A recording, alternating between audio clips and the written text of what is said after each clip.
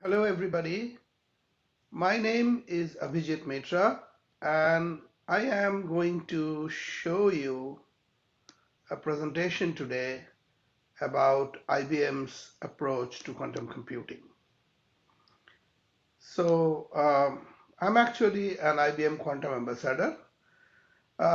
Just to let you know that this presentation will not be, so to say, quantum computing class as such, but it will give you a very good overview, I think, of where the quantum computing technology stands today, what are the implications on society and companies, and also it will give you some foundational concepts about quantum computing as well, but not in depth as such. So moving forward, we are a small planet with big problems to solve, right? What are the big problems? Well, you can get a glimpse of what they are. We need improved nitrogen fixation process for creating ammonia-based fertilizer. The Haber-Bosch process, which is used in most of the fertilizer production today, is actually more than 100 years old. And the assumption is, or rather the calculation is, that it is responsible for 1 to 2% of the carbon emissions today. But in nature, this happens all the time. It happens in a way which does not produce that much of carbon. So that much of energy consumption is not there. So if we can have a computational system which can simulate the natural process, then it might be possible.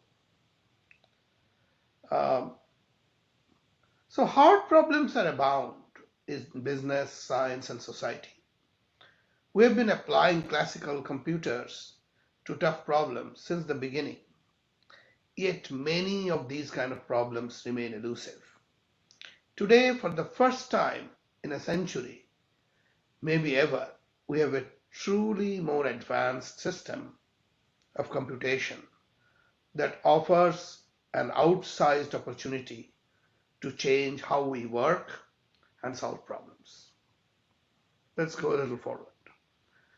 New catalysts, which can to make carbon dioxide conversion into hydrocarbons more efficient and selective. Carbon dioxide is the main causal effect of global warming. So if we can transfer carbon dioxide into hydrocarbons, then that would be tremendous. But it has to happen in an efficient way. That process should not take too much energy by itself. Better financial models to improve stability, predictability, and growth of world economies. This is another huge area where we're actually seeing considerable possible impact of quantum technology. And of course, medicine. New classes of antibiotics to counter the emergence of multi-drug resistant bacterial strains. Again, so you can see quantum simulation, chemistry, biology, as well as mathematical models, finance, like probability distribution models.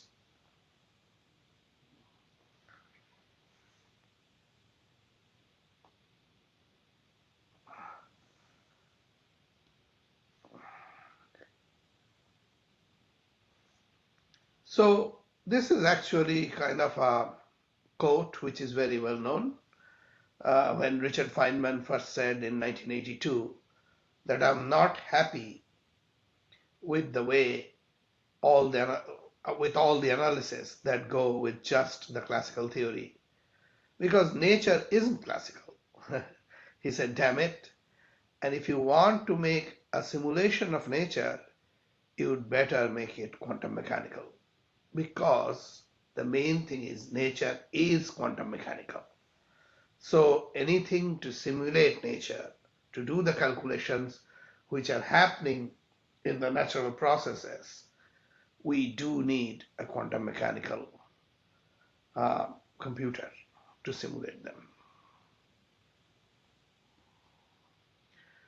This was the paper, so not much to explain here. He was in Caltech at that time. The first question is, what kind of computer are we going to use to simulate physics? Computer theory has been developed to a point where it realizes that it doesn't make any difference. When you get a universal computer, it doesn't matter how it's manufactured, how it's actually made. Therefore, Feynman said, my question is, can physics be simulated by a universal computer? And then he said, basically, quantum computers are universal quantum simulators. The first branch, one you might call a side remark, is, can you do it with a new kind of computer, a quantum computer? I'll come back to the other branch in a moment. Now it turns out, as far as I can tell, that you can simulate this with a quantum system with quantum computer elements. But classical computation has gone so far, right? It has been improved so much. So are there still intractable problems? That's a very valid question, actually, because it's not that we have not made any improvements, right? Classical computers are enormously powerful today. Let's see. Yes, we made enormous progress, but we are not there yet.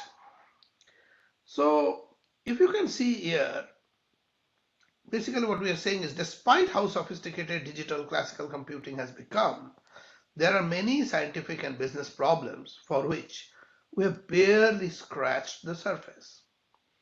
So there is a set of problems in white which we can address today classically and solve it well.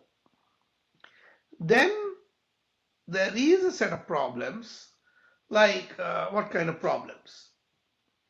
You can multiply huge numbers like say 2048-bit integers very easily.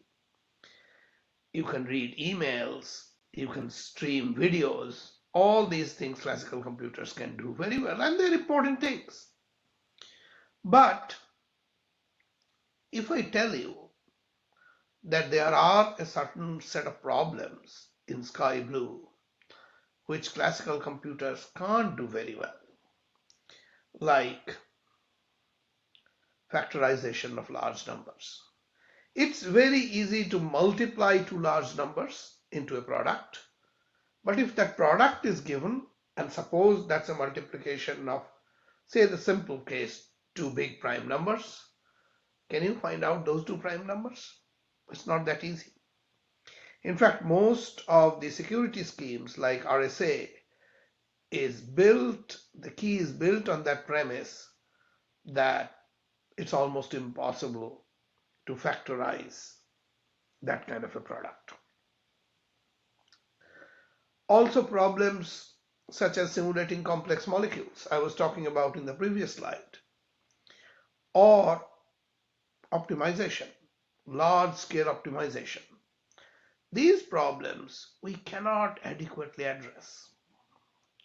So the hope is this new type of computation, and not only hope, I would say definite promise which we are seeing is this dark blue, where they will be able to solve not all but some of the sky blue problems, and they may be able to solve some problems which are beyond what we know today.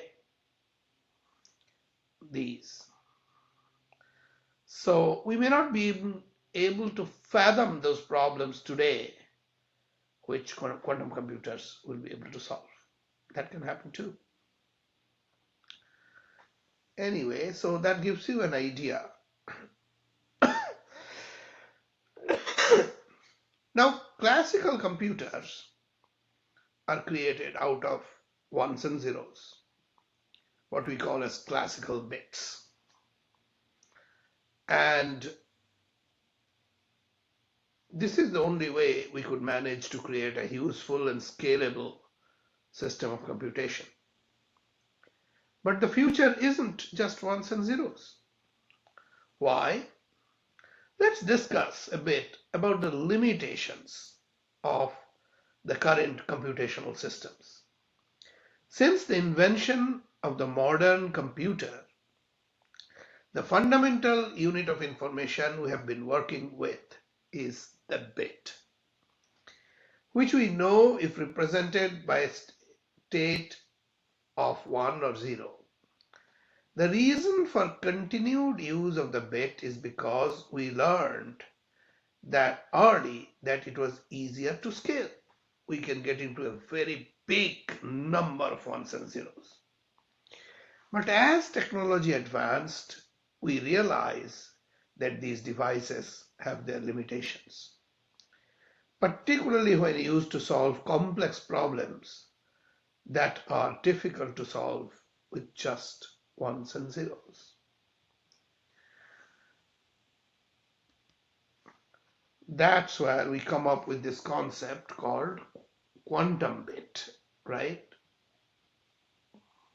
Or qubit. So basically, a qubit is a controllable quantum object. That is the unit of information here. The interesting thing you can note is the North Pole is 0, the South Pole is 1. But a quantum state can remain, to be honest, and I will not go to the deep in the theory here, a pure quantum state, technically speaking, can lie anywhere on the surface of the sphere. It can be a mixed state as well, which is a combination of pure states, and those states will remain somewhere within this sphere. They will not come up to the surface. But let's not get there. Let's talk about pure states. So these pure states will basically be a combination of some part of the 0 and some part of the 1, and they will remain somewhere in between the North Pole and South Pole. And with these bits, with these qubits, we can create a quantum circuit by applying some quantum operations, which we will call as quantum gates. Quantum gate operations on qubits, and is the unit of computation. Now, the blue ones are actually quantum gates, and they're always reversible. They're always unitary, hence they're reversible. So, you know, an unitary is basically if I have a state U and then the complex conjugate of that is U dagger, then if U dagger is equal to identity or I, that's an unitary, right? That's an unitary matrix U. However, there is another kind of operation which is done on the qubits called measurement in red.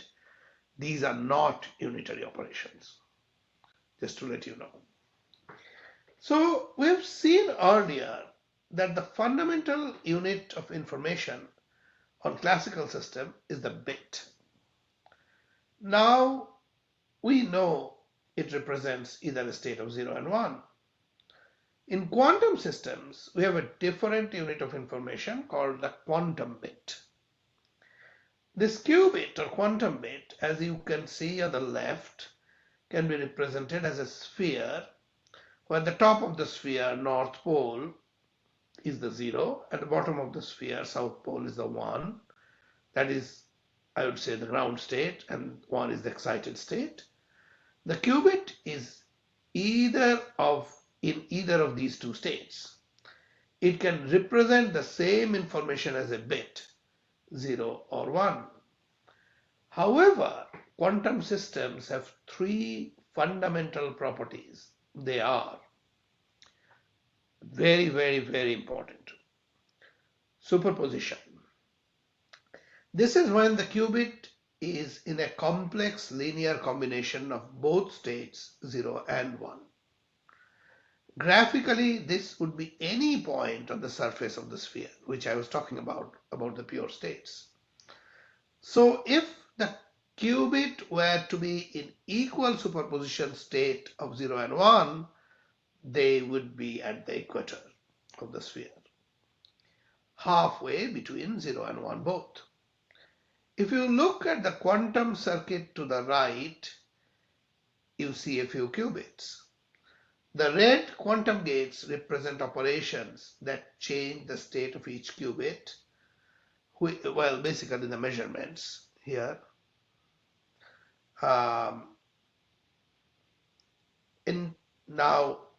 Basically these are changing the state of the qubit, and ultimately whatever superposition state the qubit is on, with the measurement, the qubit will either collapse to the ground state or the excited state. But the probability with which it will collapse, like if say the state is here, probability of collapsing to 0 is much higher. But if the state is here, probability of collapsing to 1 is much higher, right? The second property is entanglement. Entanglement is somewhat bizarre because entanglement does not exist in classical computation at all. Entanglement is a purely quantum mechanical phenomenon. What is it? When connecting two qubits together, this is basically an entanglement. Connecting, this Hadamard and this H gate is called Hadamard gate, and then a control knot together is an entanglement. When connecting two qubits together in such a way that a qubit is directly and immediately correlated with the equivalent characteristic of the other qubit. If you look at the quantum circuit on the right, you can see some entanglements. The blue quantum gates illustrate entangling two qubits together. Now, entanglement means that if one qubit has a value 0, the other qubit will always have a predetermined value of 0 or 1. Means I don't even have to separately measure the second qubit. Measuring the first qubit will tell me if the first qubit is 0, it can be the second qubit is automatically 0 or automatically 1. Both are entangled states. And the third property is interference. This property allows us to use the previous two properties, that is superposition and entanglement, in a way that would interfere with each qubit's amplitude.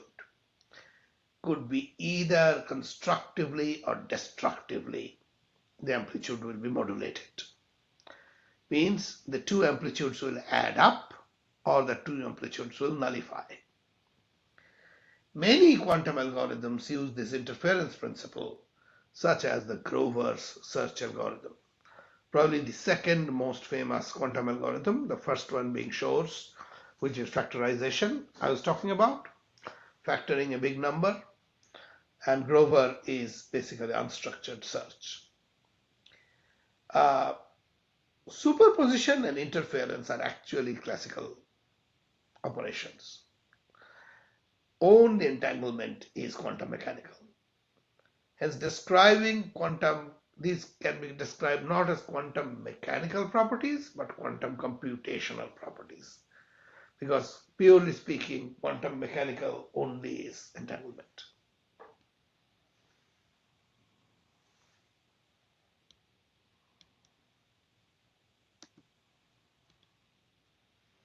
Okay.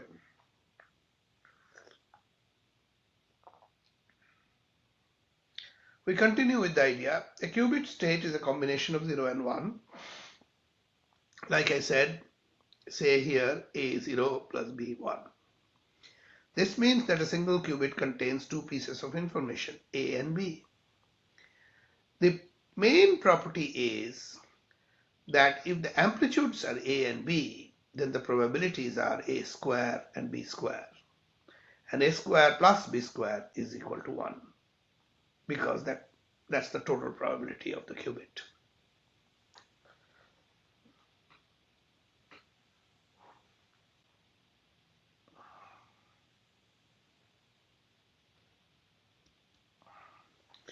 Now, we can apply some gates to change this. Suppose if we apply an X gate, what will happen is A0 plus B1 will transform into B0 plus A1. That is almost, you can say, a complete bit flip. A equal to 1 and B equal to 0. So just if suppose A equal to 1 and B equal to 0, then you can see that a 0 will be transformed into a 1. Or if the other way, if B equal to 1, A equal to 0, then a 1 will be transformed to a 0, which is two special cases. But again, when measured together, their probability will be 100%. So that's that. Similarly, if we apply a Hadamard gate, here you can see from here it will come into the equator. So the H gate maps 0 via 1 by square root of 0, square root of 2 into get 0. This notation is called bracket notation or Dirac notation. So anyway, let's just consider this state. Let's not get into too much into the notations. And then 1 by square root of 2, 1, which is A0 plus B1. But again, you know that why these two are, because they are same. If A equal to B, in that case, they each have to be 1 by square root of 2, because their squares have to be half. Half and half will make a 1 if they're equal, because they're on the equator. So that's what the Hadamard gate is doing. So when measured, the probability of getting 0 on 1 is the same, 0.5, which is technically called quantum randomness. Okay, now let's talk a little bit about our contribution to this quantum computing, our being IBM. IBM Quantum on the cloud is there since May of 2016. We have ran over 400,000 registered users have run circuits on our computers. Over 2 trillion hardware quantum circuits have been run. Over 4 billion hardware quantum circuits on a typical day is run. Total 2 trillion. More than 25 quantum computing systems we have. Actually, I think it's more than that, around close to 30. And continuously getting added. 1,500 plus scientific and research papers have been published. This is one of our prime systems, System 1. And now we are getting into building another system called System 2.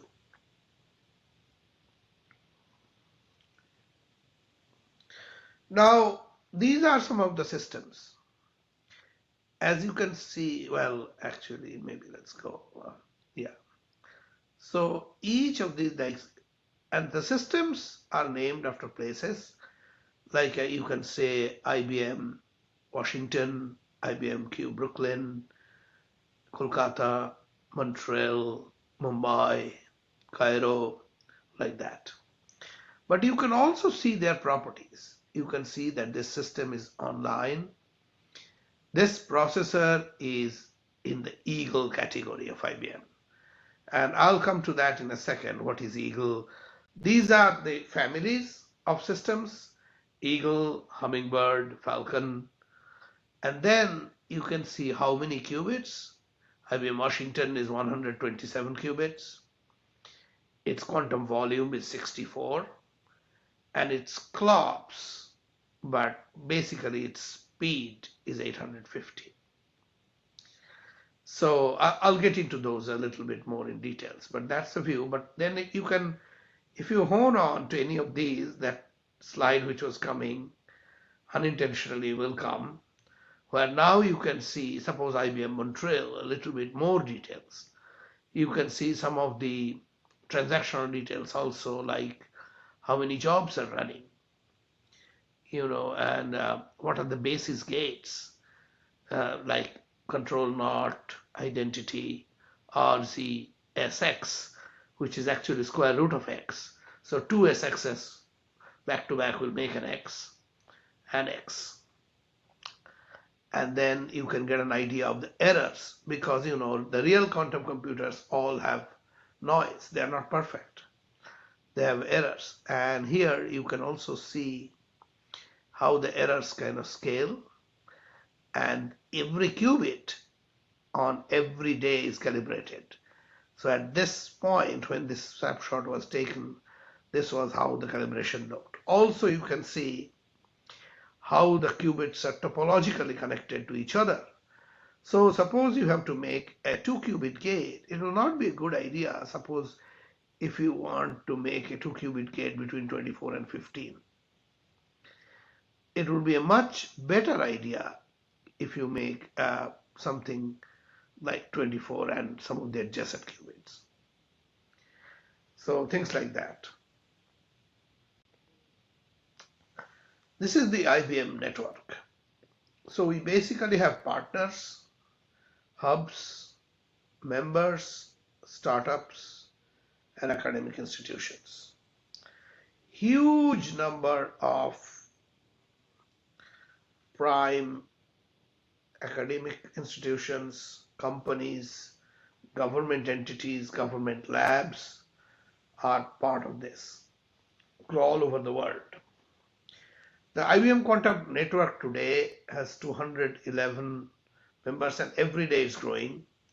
17 industry partners, 24 hubs, 56 members, 49 startups, and 65 academic members and partners. Now the difference is what kind of usage they have, what kind of access they have.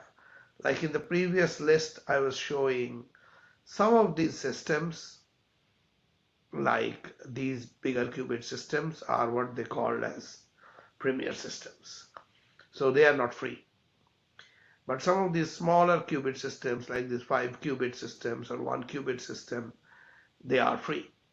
So depending on where you are in the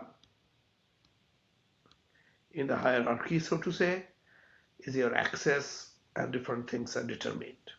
So let's not get into too much of that. I think that's not relevant for this audience. But this gives you at least an idea of how big the IBM Quantum network is.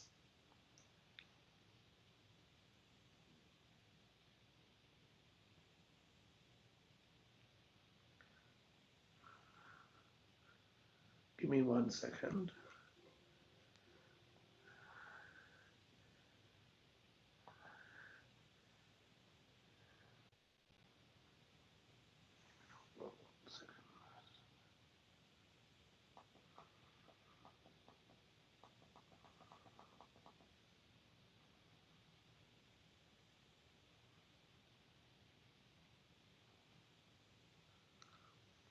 Okay. Yeah, because I'm alone here and I'm recording, that's why it's showing me the warning. That's okay, we'll ignore it.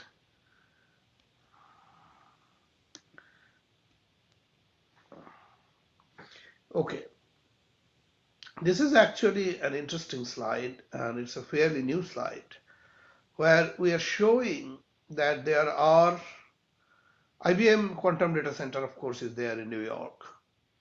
But apart from that, we are having partners, governmental and non-governmental, which are kind of, I would say, having their own quantum computers. Fraunhofer, January 2021, they started, followed by University of Tokyo, July 2021. Then first quarter of 2023, Cleveland Clinic, first non-governmental, will start. Cleveland Clinic, a huge hospital in the US, very famous. Then Yonsei University in South Korea, projected 2023. And then Quebec in Canada in 2023. You can see, of course, the locations. This is in Enigen, Germany. This is in Shinkasaki, Japan. Cleveland Clinic, of course, is in Ohio, United States. Yonsei is in Seoul, South Korea. And it will be in Bremont in Quebec, Canada. So what is the significance of this? Let me talk about it a little bit, because this is a fairly new phenomenon. And I think, we are quite proud of this achievement, what has happened here. This growing number of quantum ecosystem and research will be one of the reasons why many international research institutions are hosting quantum systems in their countries. These will not be dependent on this data center in New York.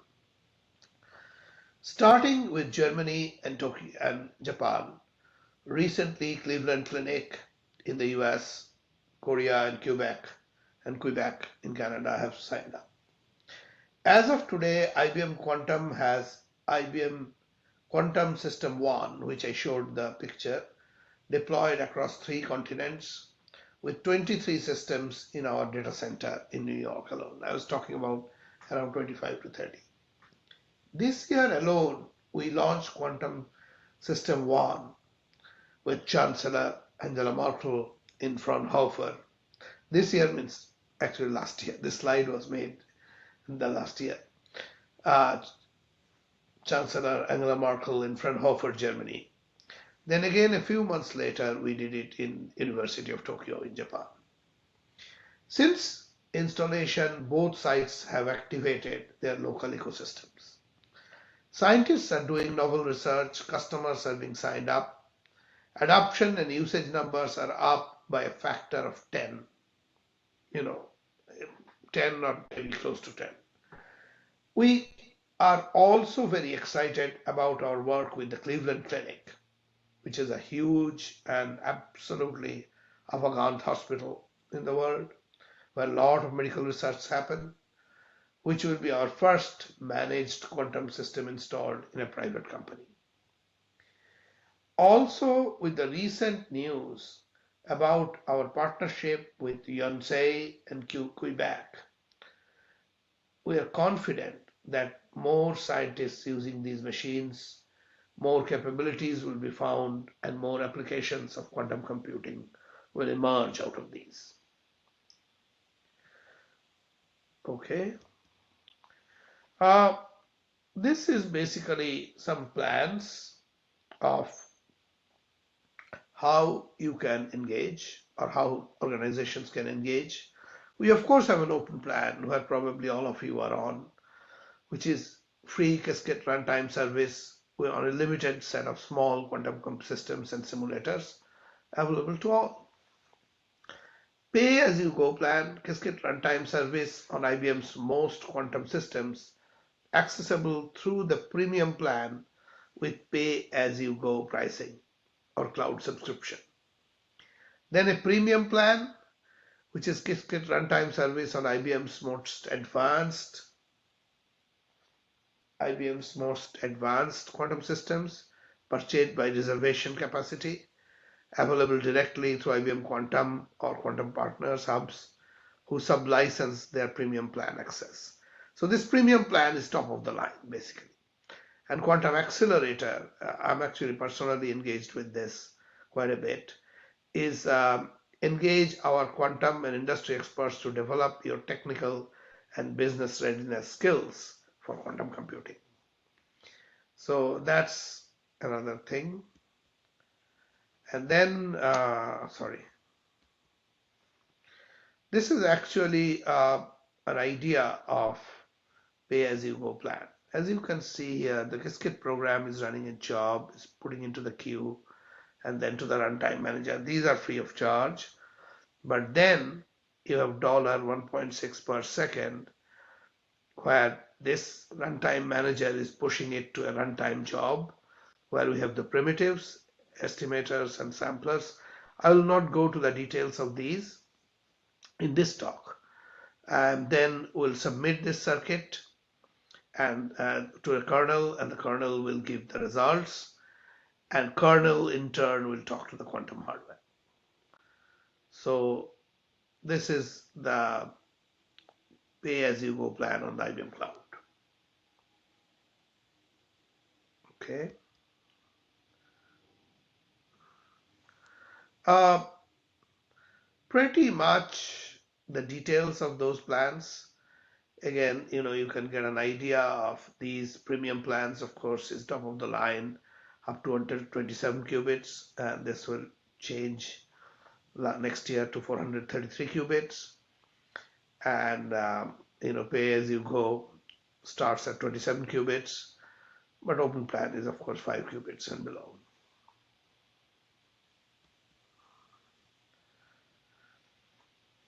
Now, what is the differentiated value? This is actually kind of important. What is special about the IBM quantum computers? First of all, it is the only full stack solution that goes from user to qubit, all the way from the application level to the actual hardware. Get optimized performance of algorithms across the entire stack from cloud to quantum processing. Work with the biggest community of users, on open source Qiskit environment. Then second is unique, fully containerized environment through Qiskit runtime. What is Qiskit runtime doing? Qiskit runtime is basically reducing the wait process, reducing the queue. It's bringing the computation closer to the actual hardware. Get unique modular abstraction to efficiently define workloads. Optimize performance by using managed error mitigation technique without the need for experts. And it's also making it faster, like I said. Largest fleet of quantum computing systems. Get access to fleet over 20 systems, including systems with 127 qubits, which is IBM Washington. The first system we saw to the top left. Largest network of quantum users in a previous slide. Join, hear from, and share with 180 plus IBM Quantum Network community. Okay. Accelerator for enterprise. I think I kind of talked about. Quantum computing has the potential to tackle some of the hardest computational challenges across sectors like finance, chemistry, energy, pharmaceuticals, and thus we hope that its business potential could be transformative. For many companies, this raises a big question. They see the potential and they're excited, but how do they get started? Want to learn more about how this new offering can prepare your organization for a quantum advantage in your industry? We can help because Quantum Accelerator program definitely has a big training aspect to it. So we can train the workforce. So you can see here that this whole idea of the quantum accelerator. Define use case and strategic prioritization, readiness assessment and adoption roadmap, proof of concept. So we will train, but along with the training, we'll also evaluate the company's or the organization's use cases. And then we'll select one use case and do a proof of concept.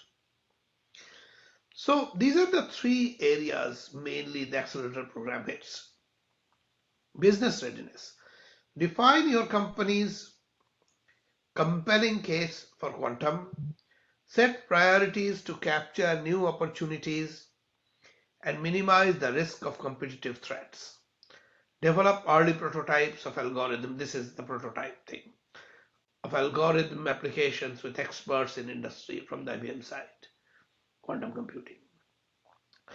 Education and technical skill building. Build quantum fluency across your organization and engage technical teams in learning experiences with hands-on applications of quantum algorithms. And then premium access. Direct access to premium quantum services and support for the world's most advanced fleet of quantum systems, accessible through our premium plan. Let's move on.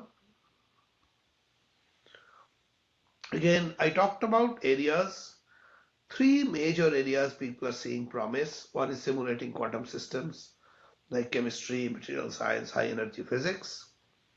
Another area is AI, basically quantum machine learning, better model training, pattern recognition, fraud detection, optimization, Monte Carlo, portfolio optimization, risk analysis. Portfolio optimization means stock portfolio optimization or financial asset portfolio optimization, risk analysis, loans and credit scoring, Monte Carlo-like applications. And then if you go deeper, these will lead into many use cases. I'll not go to all of these. You can have a quick look. This session is recorded, so you can always play and see what these are. We'll move on.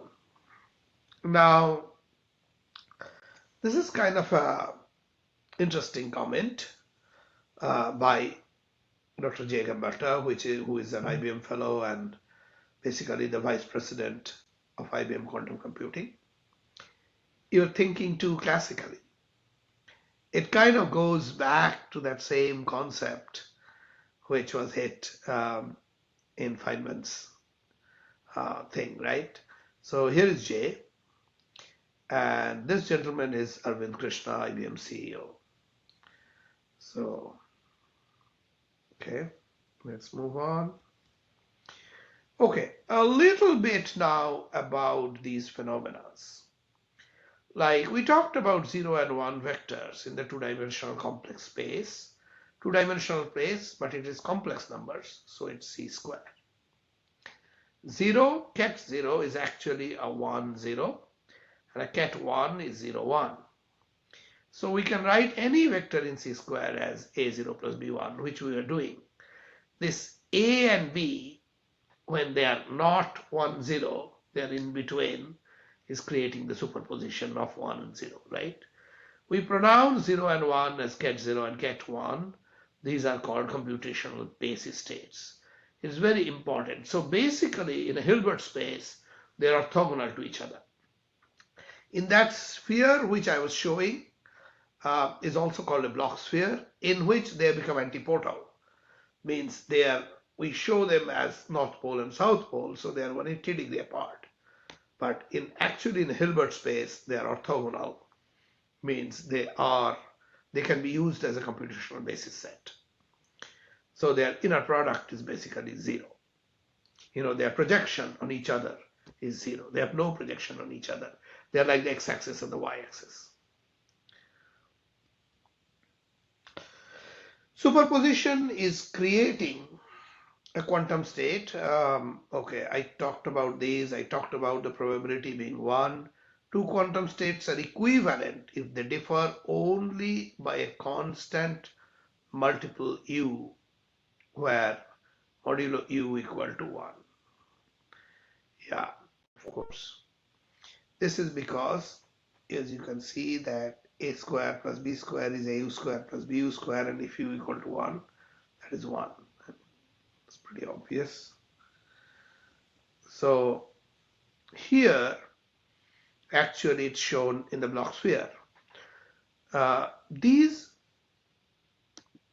conditions allow us to map the qubit onto the Bloch sphere. So you can see this is the qubit on the surface, denoted by ket psi. Note that if A and B are non-zero, then the qubit state contains both some part of 0 and some part of 1. That is what people mean when they say that the qubit can be 0 and 1 at the same time. So that's basically the idea. So here you can see there are two angles. One is the angle it's making with the axis z or z, theta, and the other angle is its projection on the equatorial plane. That projection is making an angle of phi with the x-axis. So with these two angles, I can represent the complete qubit state, right?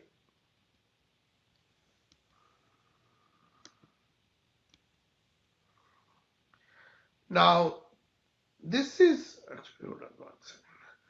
This is a very interesting phenomena. I will not go too much into the details, but measurement. Measurement is forcing the qubit states A0 plus B1 to 0 or 1 by observing it. So quantum mechanics, as you probably know, is highly dependent on the observation. As soon as you are observing a quantum state or you are perturbing a quantum state, you are getting measured. And when you are getting measured, then A square is the probability we will get 0 when we measure. B square is the probability with which we'll get 1 when we measure. For example, you can see that situation which, if you are on the equatorial plane, then square root of by 2, which is 1 by square root of 2, get 0 plus, same thing, get 1, has an equal probability. But in some cases, it may be different. This can be square root of 3 by 2, 0, minus half I square root of 1. So you can see the probability here is square root 3 by 4, and this probability is 1 by 4. So 75% chance of becoming a 0, right? So that's a good, I think, good explanation actually. And again, it can be I, the reason being, actually, we can show in the z-axis and the x-axis, but as soon as you are on the y-axis, we need a third representation, right? So we will, on the states on the y-axis, will be the I states. So here, the projection of the one state will be on the negative direction of the y-axis, basically. So, okay. Entanglement. Entanglement, basically with two qubits, we will get a combination like this, right? A00 plus B01 plus C10 plus D11, where A square plus B square plus C square plus D square equal to 1. But if a situation comes that we cannot separate the two qubits, they are entangled with perfect correlation and no longer independent of each other. That means this, like suppose if I say the state is A00 plus B01, I can actually separate the two qubits, right? I can say the first qubit is 0, just taking 0 common, and the second qubit is A0 plus B1, right? But if I take A00 plus D11, there is no way to separate. You cannot take common. Same thing here if I take B and C. So those are entangled states.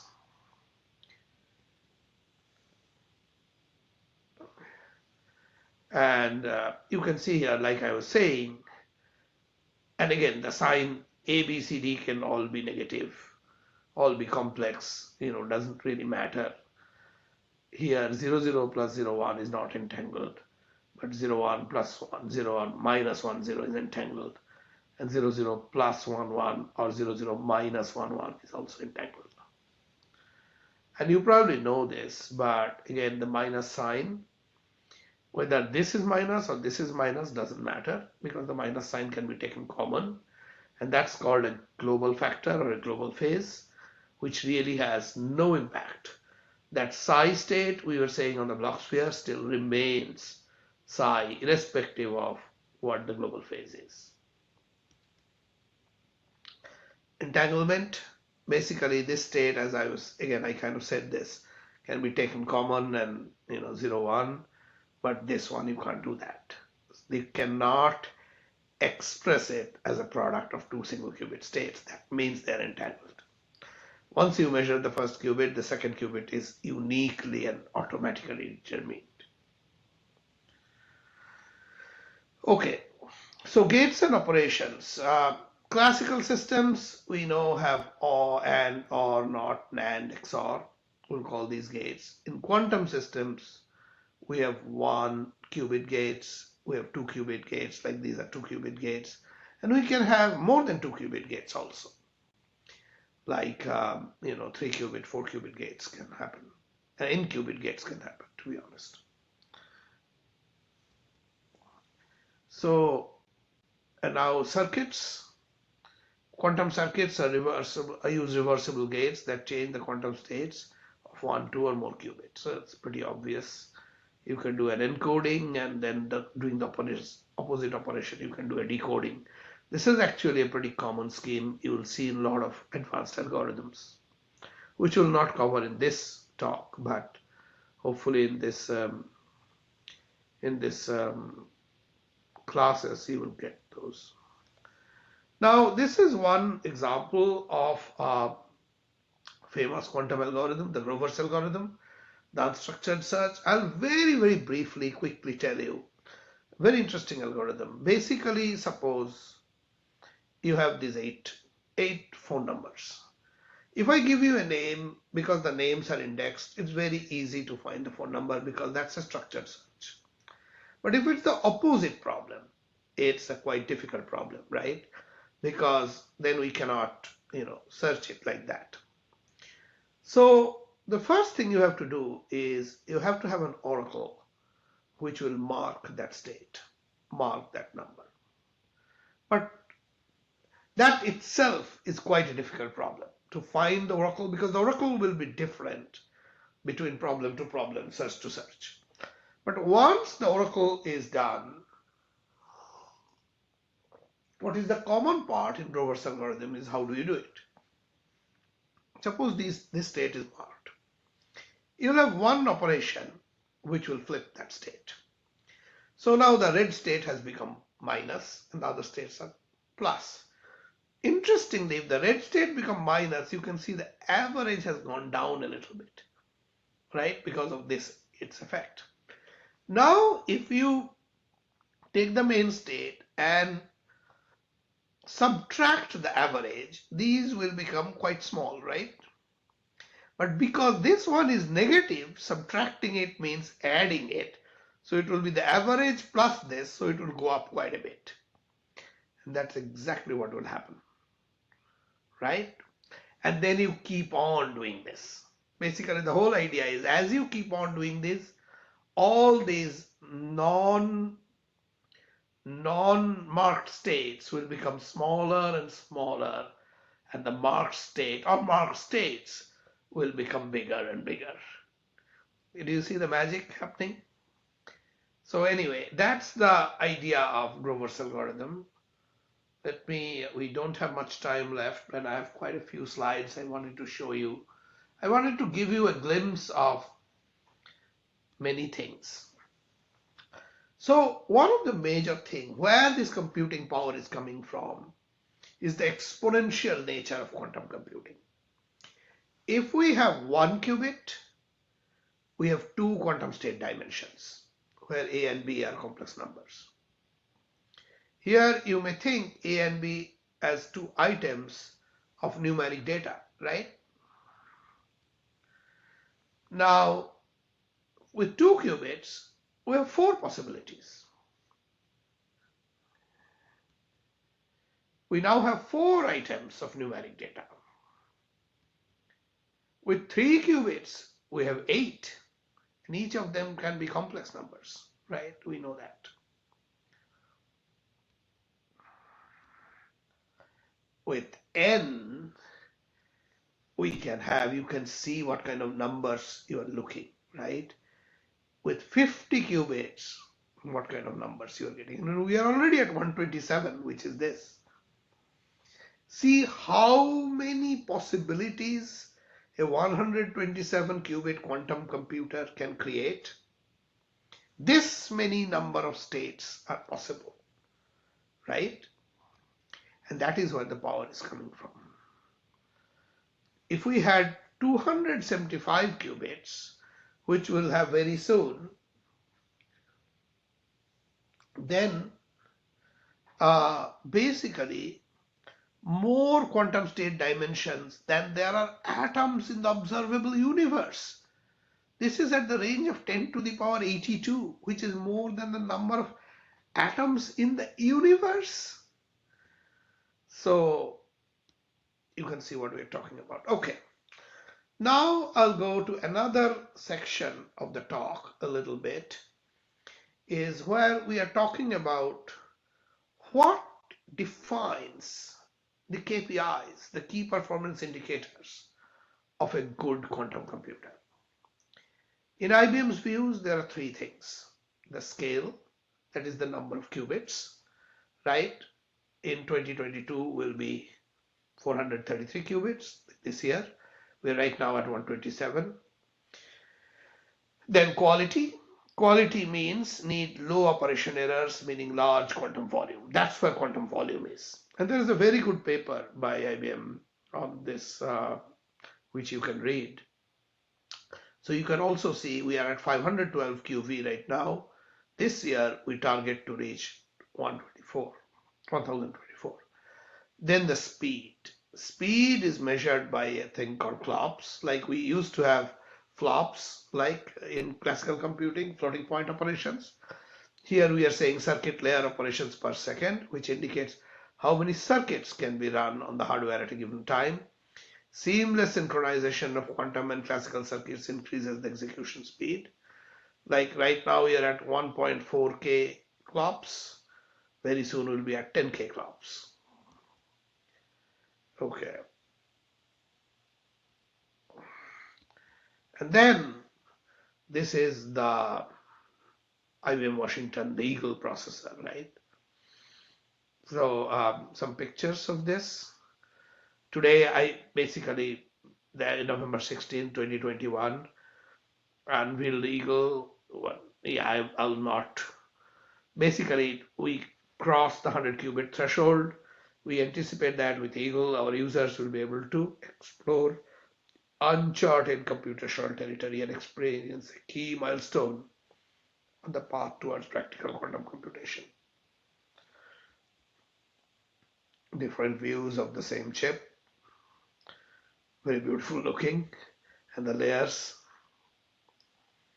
you can see different layers, beautiful animation,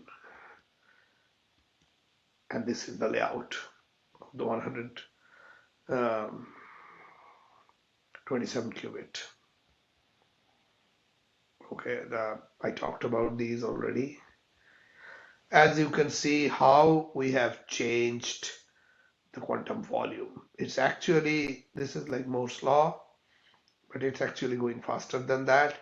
And even same processors, as you can see, as time is progressing, in 2020, Montreal was QV64, and in 2021, it is QV128, something like that. So basically, we are reducing errors, quantum error correction. There will be well, it's mostly improvements largely are coming from improving physical error rates.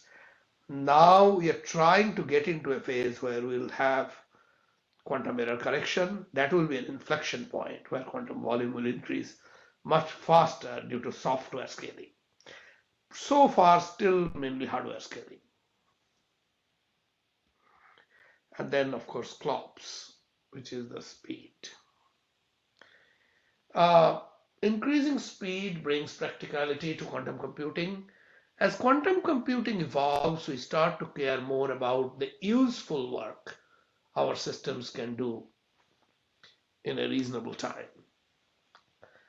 If we measure scale by number of qubits, quality by quantum volume, then quantum processing speed is the measure, the useful work those qubits can do in a reasonable time. We define it as the number of primitive circuits that can be processed in a second Similar to flops in classical computing, the number of floating point operations per second, improving QPU, that is quantum processing unit speed, is the key to practical quantum computing. Like classical computer programming, quantum programming requires running many circuits. A reasonable QPU speed will allow users to incorporate quantum computing as a part of their workflows.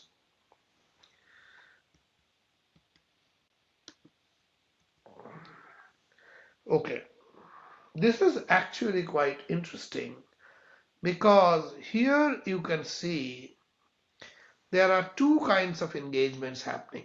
One is through QASM-3, real-time classical, and I'll explain what real-time classical and what near-time classical are. But basically how real-time classical is talking to quantum through QASM-3 and how Qiskit runtime is talking with near-term classical to quantum. These interactions are not uniform, though as we have looked closer at example use cases, we have noticed quantum classical interactions take place on two very different timescales and latency domains. Okay, there is real-time classical domain of dynamic circuits involving feedback and feed forward of measurement data within the coherence times of the qubits. These are basically like dynamic circuits where inside a quantum computation you will have a measurement which will make qubit into a bit, right? With that measurement results, you will use some conditional loops to get into further quantum computation. And at a near-time classical domain, which has less demanding latency requirements but needs more generic computing facility, this is more actual interaction with the user, this classical interaction. Whereas this classical interaction is actually within the quantum module, there is a classical piece, right, based on measurement. So we are talking real-time classical is more about dynamic circuits. Near-term classical is more about just interaction with the classical user, classical computer. These real-time and near-time domains are sufficiently different that we are approaching them with rather different technologies. The real-time domain needs very tight coupling between quantum and classical operations, and we have developed a new version of OpenQASM in order to describe these calculations. Okay, so that's that. I'll have to move because I'm already over time. Okay, real workloads are not purely quantum. Quantum computer will never be standalone. It will always work in conjunction with the classical computer, but rather require interaction between quantum and classical compute resources. This is more about the near-term classical.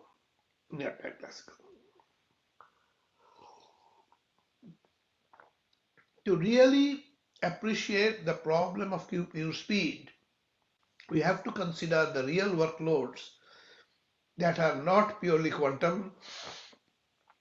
Rather, they involve interactions between quantum and classical computing resources. Again, here we can see a high performance system also requires low latency interaction to generic classical compute. This is that OpenQASM-3, the real time. The near time classical is basically not this one, the regular with the classical computer to quantum computer. Yeah, it's the same thing. Okay, there is a demonstration. First beta version on May 15th Think 2021 conference. With Qiskit runtime improvements of 4x, we have demonstrated a combined improvement of 120x on a chemistry simulation. 1 billion, 1 billion of circuits to run useful workload may be needed. This is a lithium hydride. And you can see the distribution, how much faster time per iteration. This is runtime. This is without runtime. So without runtime is way slower, way to the right? And also it number of counts is much less. So algorithm, cascade runtime, system software, control systems, device fidelities all together is 120 times speed up. We initially aimed at 100x speed up in a chemistry simulation, but we beat that goal and made 120. Okay, you can directly observe the impact of cascade runtime in the figure on the right, like which I showed, which shows the histogram of times to make one iteration in a variational algorithm, where the circuit API model is shown in blue and the cascade runtime is shown in green. We began giving access to our premium users shortly after Think. We have recently been able to greatly extend the number of users through a partnership with the team at StrangeWorks. Okay.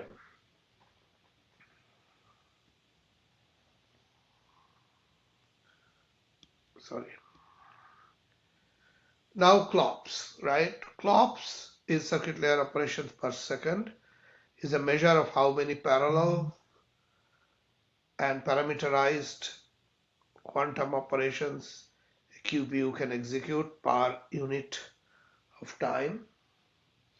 If we measure, as quantum computing evolves, we start to care more about the useful work our systems can do in a reasonable time. If we measure scale by the number of qubits and quality by quantum volume, then quantum processing speed is the measure of the useful work those qubits can do in a reasonable time. We define it as the number of primitive circuits that can be processed in a second, similar to flops in classical computing. This is flops, a reasonable qubit. Yeah. So I think we're pretty good with this. So let's move on. Okay. Now, these are some resources. You can take a snapshot or you can actually, just run the recording. This is a white paper, which is about the paper which I was talking about scale, quality, and speed. Then this is the IBM blog, and this is Jay's speech in YouTube. Okay, now basically we are looking, now this is the part of the system. Now comes to the humans, the developers.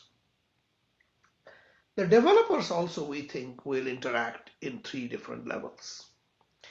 Basically, right now, quantum computing is such that we are basically all kernel developers. So we're actually getting a little bit, we have all 3 developers already now, but kernel developer means they create high performance circuits. They're working at a circuit level with pulse level timing controls. They are at a very low level of programming. They are very close to the hardware. Then comes the algorithm developers. They don't get into the hardware. They remain higher. They use high-level building blocks like state preparation, operators, and oracles. But they do understand how quantum computation works, how quantum mechanics works. So that's how they can do the state operations, etc., to construct algorithms. And then there will be even higher developers, model developers, who doesn't even need to know that. They just create circuits and algorithms, and they are business experts. Non-experts means non-quantum computing experts. By allowing developers to describe their problem rather than the solution methodology. So these 3 types. Again, their roles and relationships. kind of, you can see what they're compared to. Uh, Pretty self-explanatory, actually. Nothing much to describe here. Yeah, most of these developers do not exist today, correct? Some star is there. Okay, this is a very, very important slide, but this slide has been flashed in many places.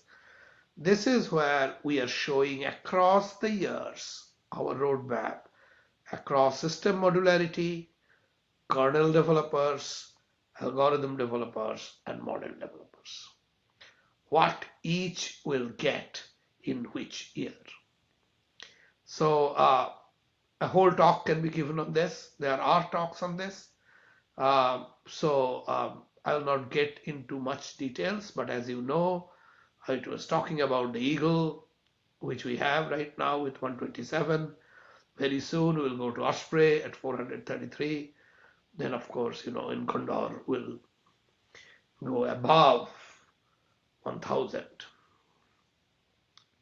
And yeah, these are different types of connections which will happen across chips in Heron, in Flamingo, and Kokamura.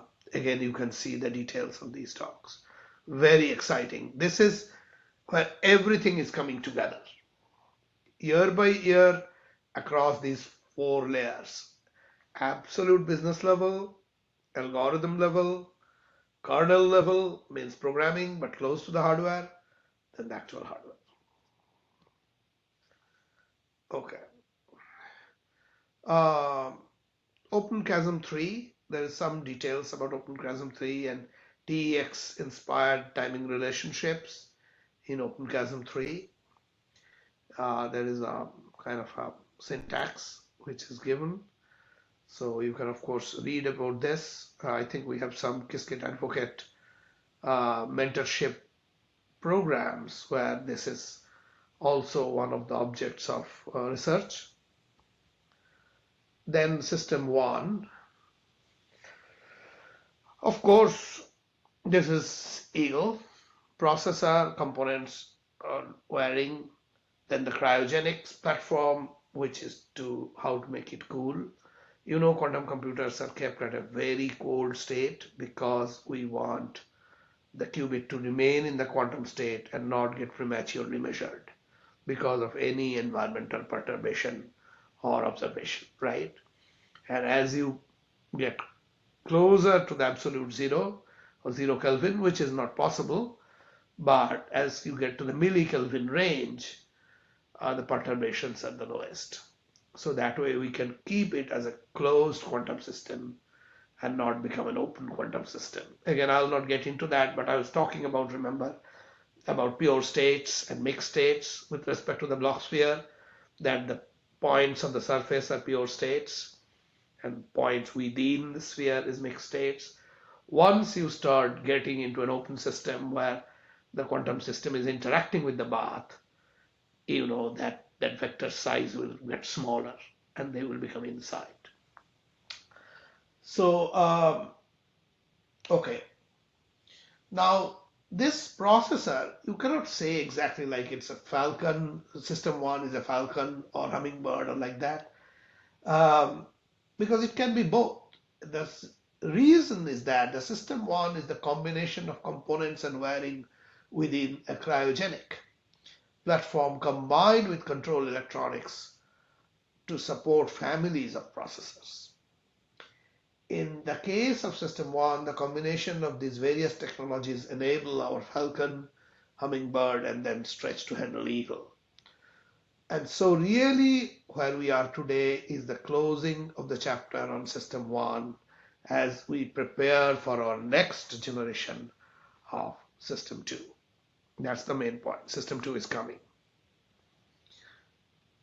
System 2, we are actively working on an entirely new set of technologies, from novel high-density cryogenic microwave flex cables to a new generation of FPGA-based high bandwidth integrated control electronics And on top of that, Jay announced uh, an important partnership, basically, with new technologies to enable Osprey and Beyond Eagle at 127 Ospreys. We saw it 433, right?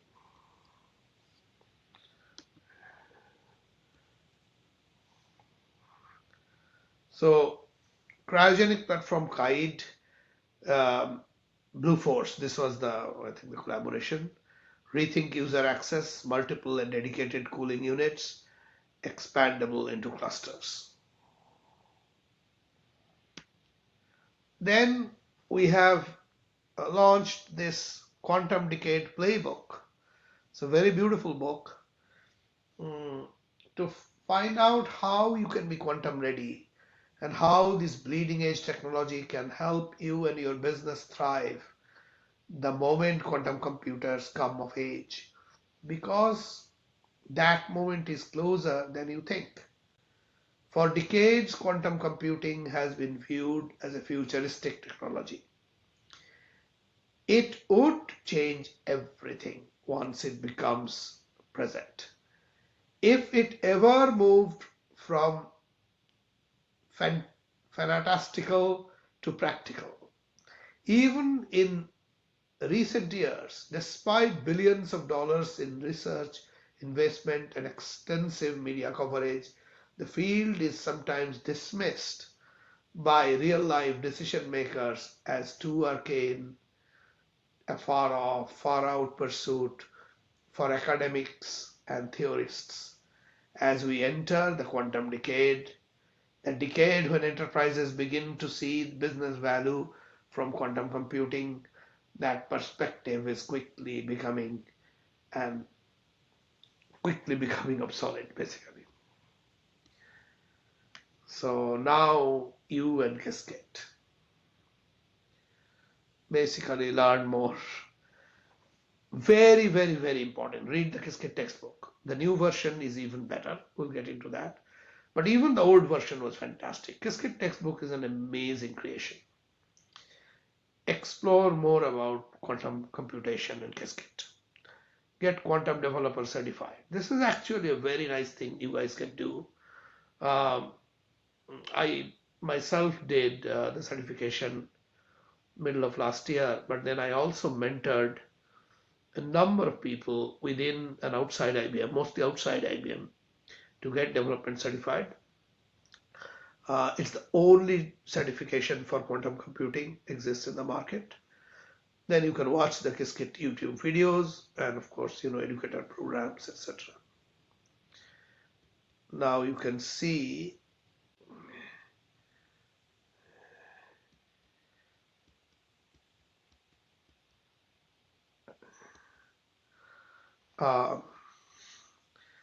that this textbook is built on Jupyter Notebook, so you can run inline codes um, and learn with real quantum systems. You can do that too. Do the experiments on real hardware. This is like a Rabi experiment for a pulse. And then to find everything, go here. Runtime tutorials are here. You have hundreds of videos, tutorials, guides, and resources for you to learn more about both quantum computing and Qiskit. And many, many free resources as well. Many free resources. Get development certified. As I was saying, you will get this badge. And there is a whole free Slack channel for this. You can join that Slack channel. There are pinned messages. If you follow those messages, there is a very good chance that you'll pass the exam. Then watch the Qiskit YouTube video. Okay, pretty self-explanatory. And then supporting educators and next generation quantum educators is critical to our mission. These programs help teachers and researchers. There's programs we have, and you can see what kind of benefits you can get by participating in these programs, which are very good for teachers and educators for academic setups. Okay, and there is a whole website for that.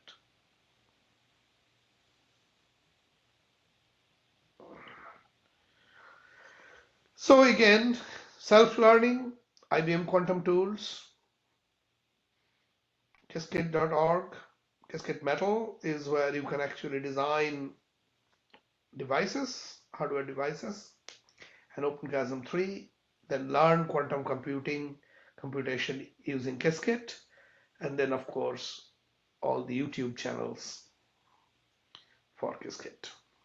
1 minute Qiskit is excellent. It actually helps quite a lot with the developer certification exam as well. And then there are many, blogs and social media exposures to Qiskit. So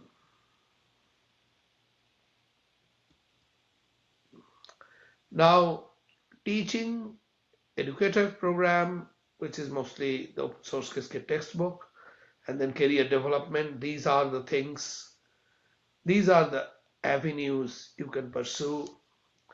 Internships are there. Qiskit advocate program is good. I'm a Qiskit advocate too, apart from being a quantum ambassador. And then there are YouTube videos on how to get a job in quantum computing career panel. This will be the field of tomorrow. So keep that in mind. This field cannot be ignored. Research program, and open system access awards. Okay, you can actually get awards by submitting project proposals and stuff like that. Some awards are announced.